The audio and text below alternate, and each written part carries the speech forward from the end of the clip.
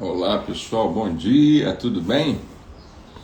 Sejam bem-vindos ao nosso Uma Coisa, nosso devocional diário, segunda a sexta, bate-papo rápido e descontraído sobre as coisas de Deus e sobre crescimento espiritual.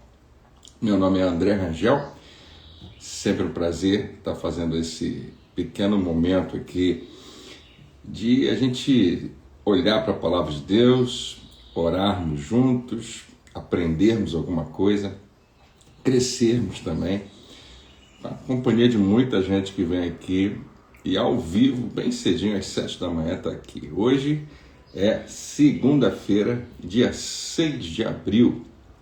Bom dia a todos que estão chegando, Tereza, Carla, Jader, Rossano, Rejane, todo mundo bem? Carlinha, Nancy, Eliana, prazer imenso estar com vocês, que Deus abençoe o seu dia. Flávia chegando aí agora também. E a gente, em mais um minutinho, já começa a ler aqui o nosso devocional. A gente está usando o devocional Experiências com Deus.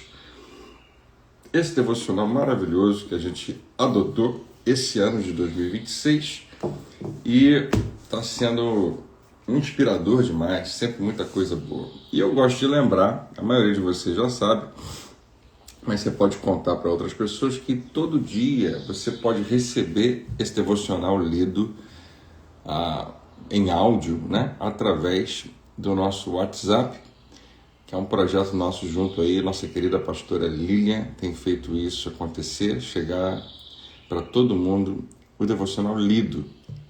E é uma experiência muito legal. E todo dia de manhã também estamos aqui conversando sobre isso. Pode ser que em algum momento durante esse ano a gente mude alguma coisa e depois volte, mas não tem problema. O importante é a gente estar caminhando junto naquilo que a gente acredita, né? Que é uma direção de Deus. Eu tenho gostado muito, muito do material e eu espero que, melhor do que eu, você esteja sendo também aí muito edificado com tanta coisa que Deus tem colocado em nosso coração. Muito obrigado por estar comigo hoje e também por compartilhar, por divulgar esse devocional que pode abençoar alguém, né? Às vezes é uma coisinha pequena, Deus usa, às vezes é uma pequena palavra, uma frase e alguém se interessa e fica curioso, explora um pouco mais. Eu fiquei muito feliz. Ontem, 2 pessoas vieram me procurar em algum momento durante os cultos para dizer como uma palavra tinha feito diferença na vida delas. Eu fiquei super feliz, porque eu sei que Deus transformou a vida de uma família inteira, de muita gente, porque essas pessoas um dia deixaram a palavra entrar. E a gente tem que permitir que Deus use a nossa vida, né, como instrumento nas mãos dele. Graças a Deus por isso. Então vamos lá. 6 de abril, estamos aí nessa nossa sequência aí, né? Seguindo um dia de cada vez. É o único dia, o fim de semana, eu deixo você ler sem a minha presença, né? Espero que você possa ler. Então, 6 de abril, o tema é Ele o tornou pecado. E o versículo vai falar justamente disso. 2 Coríntios capítulo 5, 21. Deus tornou pecado por nós aquele que não tinha pecado, para que nele nos tornássemos justiça de Deus. Esse é um versículo muito famoso do Novo Testamento, falando da nossa redenção. Redenção significa que um preço foi pago pelo nosso resgate, pela nossa liberdade. E na redenção o que acontece também é essa substituição. Então aqui está dizendo, Deus tornou pecado por nós. Nós que éramos pecadores, recebemos em Cristo uma substituição. Ele se torna o grande pecador, embora nunca tenha pecado, a Bíblia diz que ele se torna pecado, pecador nem seria a melhor palavra. Deus o torna dessa maneira, por quê? Porque Jesus, na verdade, sem nunca ter pecado, está pagando o preço pelo pecado, para que nele nos tornássemos justiça de Deus. Justiça é o contrário de pecado. Justiça é quando você fez tudo certo, embora você nunca faça. Mas assim como Jesus nunca fez nada de errado e foi alvo, né, das consequências, da maior consequência do pecado, do salário do pecado, que é a morte, Jesus recebeu no seu corpo e na sua vida a consequência do pecado, Deus nos deu também, em contrapartida, a experiência de experimentar o que significa, qual é a consequência de nunca ter pecado. Você entende? Eu pequei, mas Deus olha para mim em Cristo e me trata como se eu não tivesse pecado por causa de Cristo. E Cristo recebe a punição do meu pecado. Isso é a revelação do imenso amor de Deus, é algo simplesmente maravilhoso, difícil da gente descrever, de um amor incrível, gigantesco, extremamente comprometido e eterno. É o amor de Deus sobre a nossa vida. E a gente todo dia tem que lembrar, agradecer, todo dia tem que dizer: Senhor, eu quero viver para Ti por causa do que o Senhor fez por mim. A leitura diz assim: esse verso deveria nos assustar e nos fazer ficar trêmulos. Não é um versículo que possa ser lido rapidamente e para se passar adiante. Nunca iremos compreender o imenso preço que Jesus pagou para nos lavar de nosso pecado e nos dar sua retidão, sua justiça. O profeta Isaías resumiu a condição humana assim: somos como o impuro, todos nós. Todos os nossos atos de justiça são como trapo imundo. Verdade. Murchamos como folhas, e como o vento, as nossas iniquidades nos carregam para longe. Isso é Isaías 64, verso 6. Depois você pode meditar lá. Mesmo o sumo sacerdote Josué, em sua posição elevada diante de Deus, havia sido descrito vestido de roupas sujas diante de Deus, em Zacarias capítulo 3. O apóstolo Paulo, que trabalhava arduamente e fazia muitas tentativas para agradar a Deus, não tinha mais para se orgulhar que o lixo. Filipenses capítulo 3, versos 4 e 10. É o que Paulo fala, né? Considera tudo muito pequeno. A situação em que a humanidade se encontra é de nada que o que possamos fazer. De novo, eu tive um problema de tradução. Vamos lá.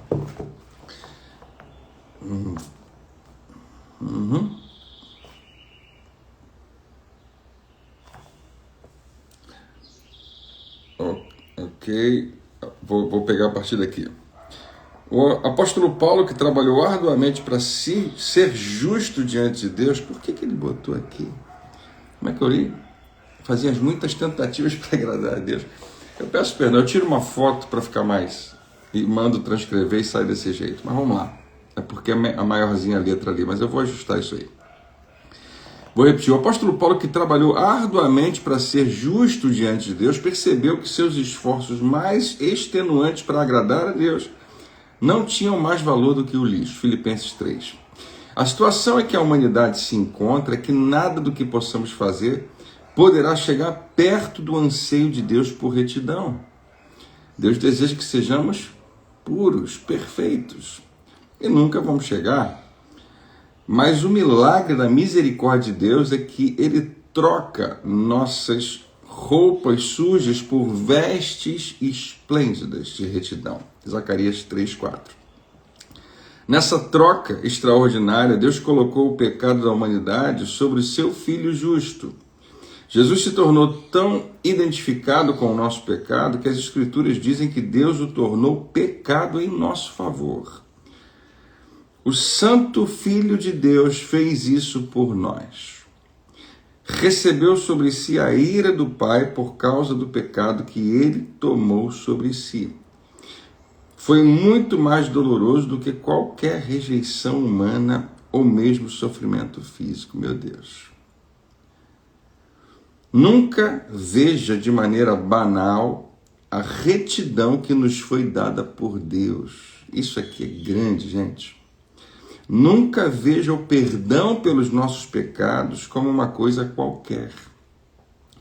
Perdoá-lo e torná-lo reto custou a Deus um preço terrível.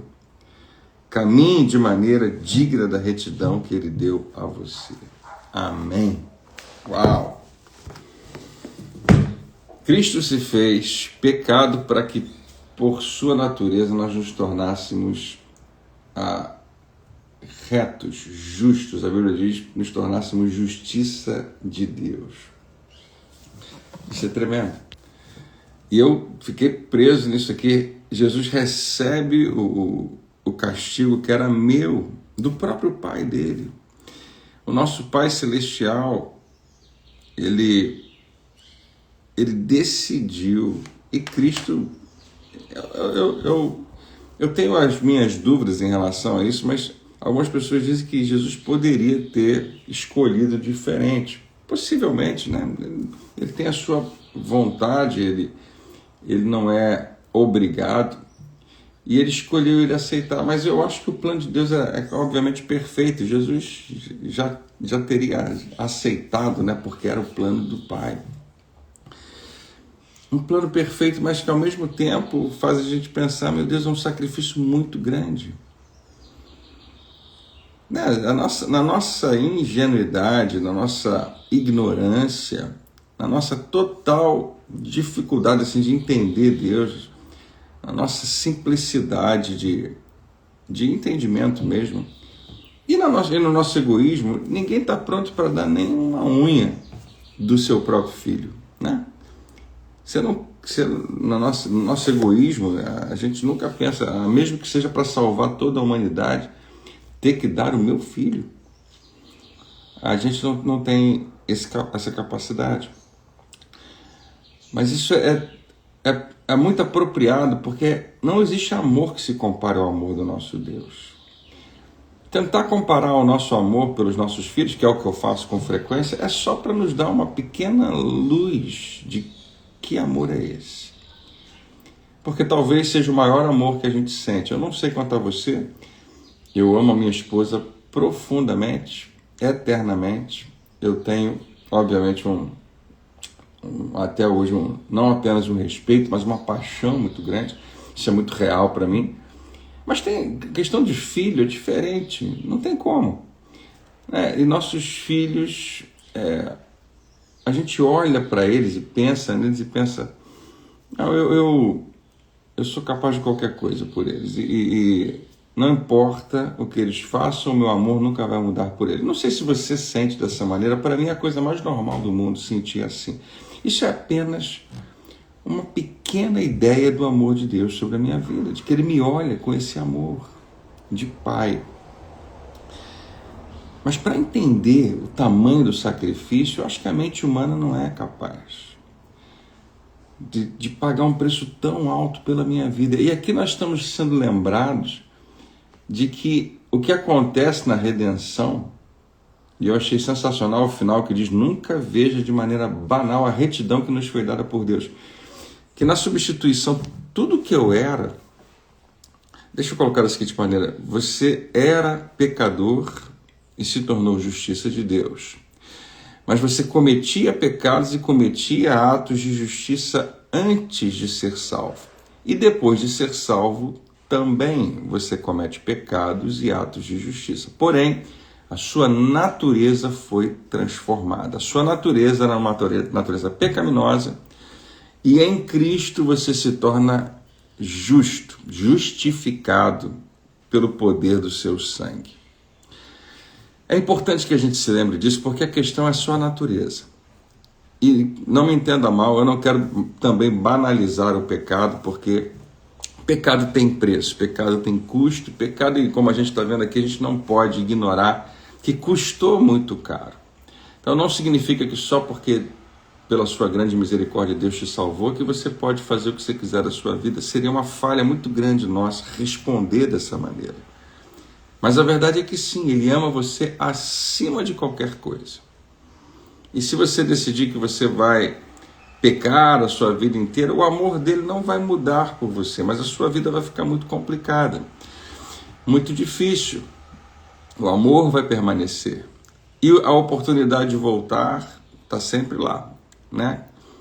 Minha história favorita conta justamente isso, de um filho rebelde que vai embora da casa do seu pai, passa muito tempo,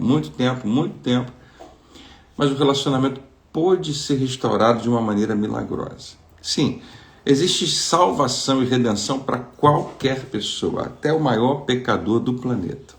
A gente às vezes não vai entender isso, mas existe. A questão é que eu gostei muito do texto quando ele diz, se você foi transformado de pecador para justo, não ignore isso. É quem você é agora. Tem dois aspectos. Um é que o meu comportamento precisa mudar, obviamente. Meu comportamento tem que ser ajustado. Eu não posso mais viver do mesmo jeito. Isso é importante demais. O apóstolo Paulo escreve para a igreja, olha, se você mentia, não minta mais. Se você fazia isso, se você pecava desse jeito, para de fazer isso. Parece que a gente não precisava ter que ouvir isso, mas Paulo fala, não, vocês precisam ouvir isso. Correções, ajustes, muda a maneira de você se comportar. Muito importante. Porém, tem um outro lado interessante nessa narrativa que ele não menciona, mas chama muito a minha atenção. É acreditar que eu sou essa pessoa. É você realmente absorver isso. Eu vou colocar da seguinte maneira, eu tenho dificuldade de receber um elogio. Eu acho que alguns de vocês também. Se alguém chegar para mim e disser, André, você é um cara tão bom, tão legal. Olha, você é uma pessoa admirável demais. Eu ouço aquilo e falo, meu Deus, essa pessoa não faz ideia de quem eu sou de verdade. Eu sou uma pessoa muito difícil, complicada, cheia de problemas. Mas ela está olhando para mim e está me vendo como uma pessoa maravilhosa. E acontece, a gente recebe esses elogios. Eu acho maravilhoso, eu gosto muito de receber elogio, muito. E acredito que é real, acredito. Mas sempre tem essa impressão, a psicologia vai chamar da síndrome do impostor, né, que eu não sou realmente aquela pessoa, eu não chego naquele patamar que estavam esperando de mim. Mas e se Deus disser que sim? Esse é o grande lance que eu queria que você pensasse. Porque eu já elogiei muita gente, a pessoa fala, não sou eu, não sou assim. Às vezes, por uma suposta humildade, ou uma falsa humildade, ou então por humildade mesmo, que a gente percebe quando é real, né? Olha, sem Deus eu não consigo fazer nada. E é verdade, isso é ser humilde. Mas e se Deus disser, não, mas você é? Você não é pecador, você é justo, você foi justificado. E a gente ignorar isso o tempo todo. E viver como se não fosse. Não, a vida é assim mesmo, eu sou eternamente um pecador, eu sempre vou cair em tentação. E Deus está falando, não, filho, o preço muito alto foi pago para a mudança da sua natureza. Você é uma nova criatura, não é mais o mesmo. Desperta para isso.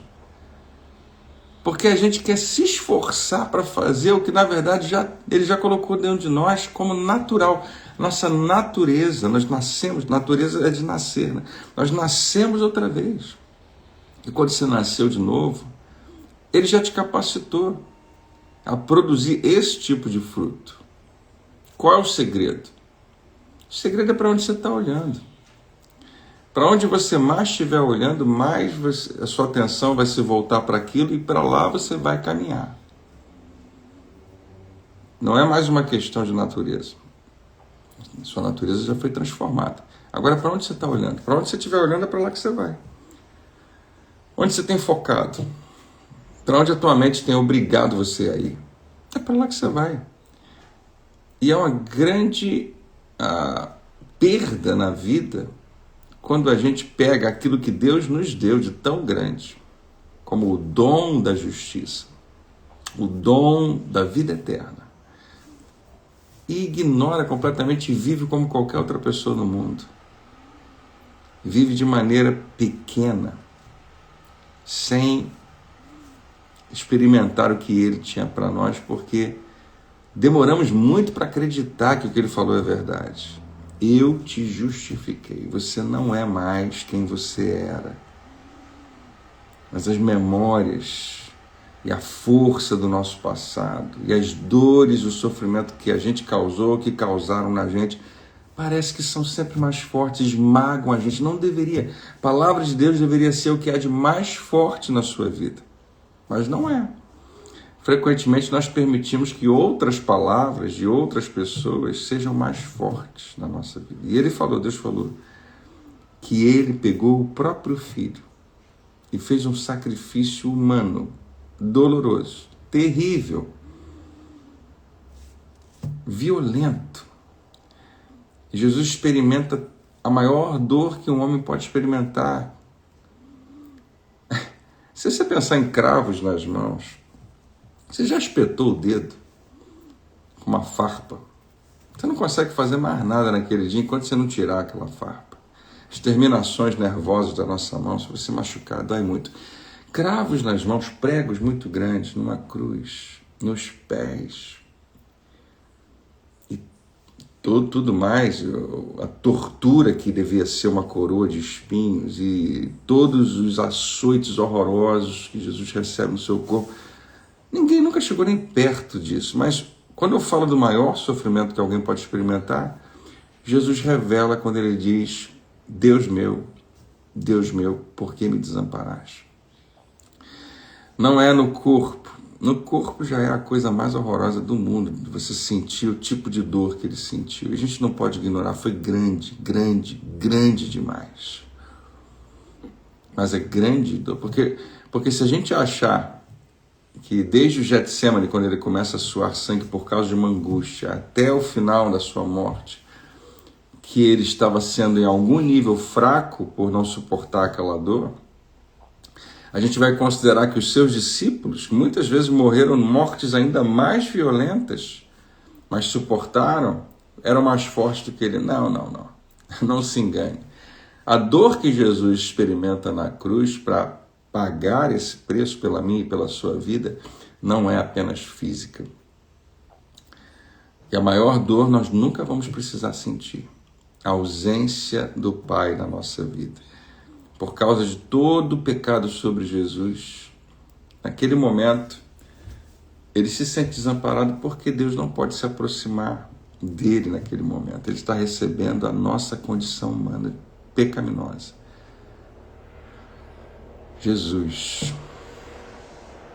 nosso Salvador, recebeu o teu pecado e o meu pecado. E naquele momento, sentiu, experimentou e viveu a pior dor, o afastamento do Pai. Mas ele, em poucos momentos, não ia demorar muito, ia ter a resposta daquela pergunta: por que me desamparaste?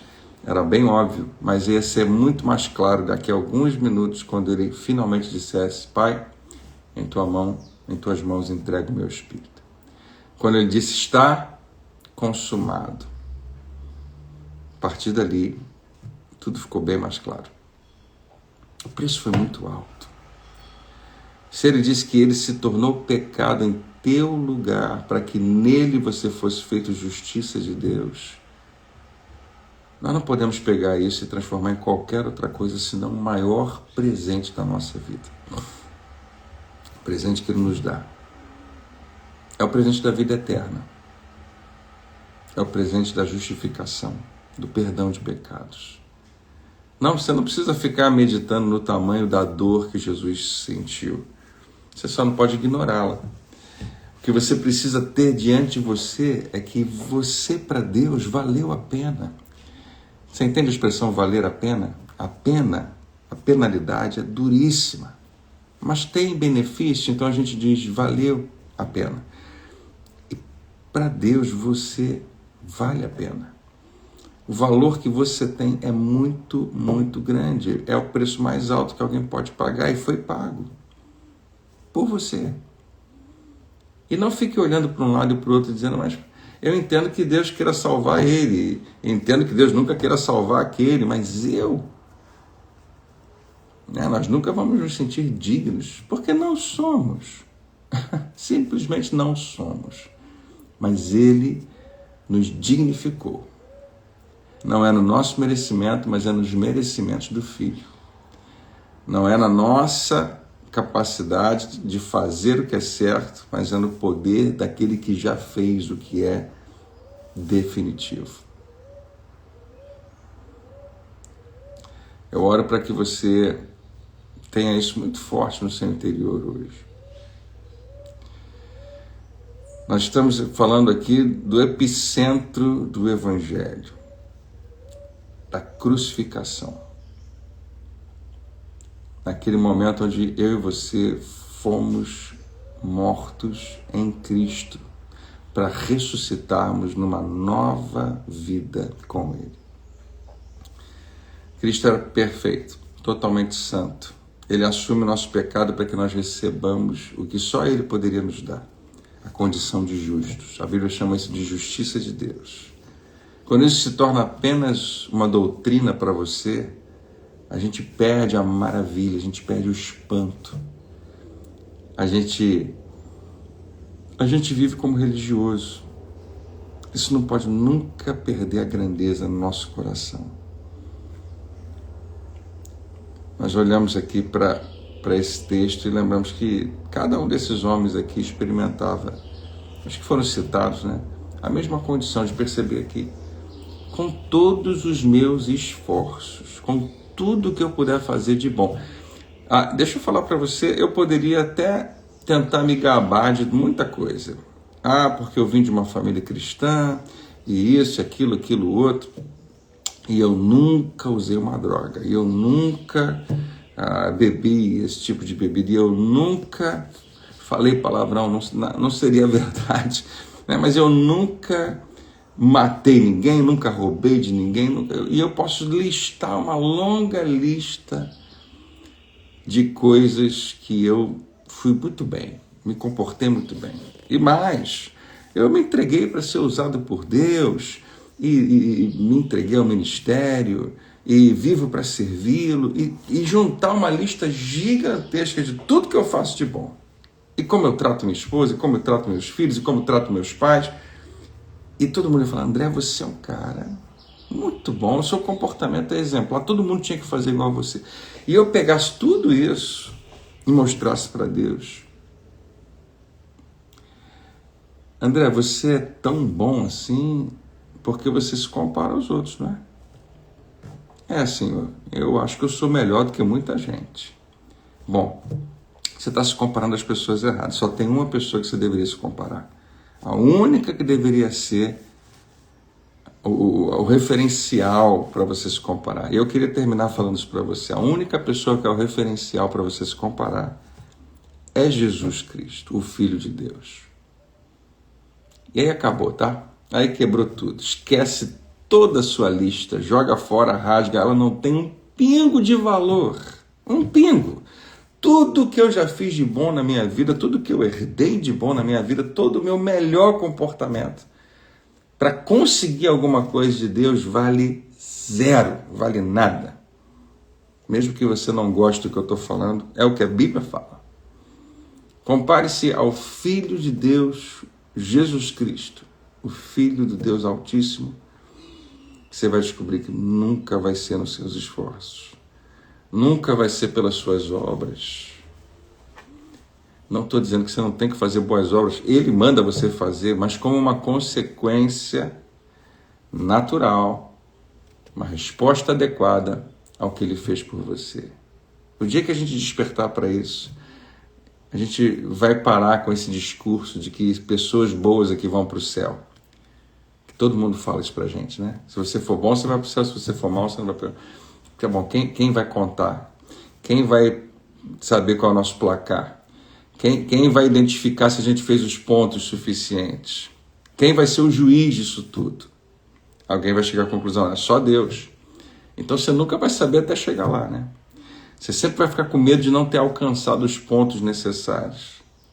E quando chegar lá, você vai descobrir que você não chegou nem a zero direito, de tão pequeno. Por mais que você tenha feito muita coisa. Porque não é pelo seu merecimento. Se a gente descobrir de verdade o que Jesus fez por nós, a consequência natural é viver completamente para Ele, rendido, totalmente disponível, porque foi grande demais. Amém? Pai querido, obrigado por essa manhã. Obrigado pela Tua graça, pela Tua bondade, pelo Teu imenso amor que é derramado sobre a nossa vida, que foi revelado sem sombra de dúvida na cruz.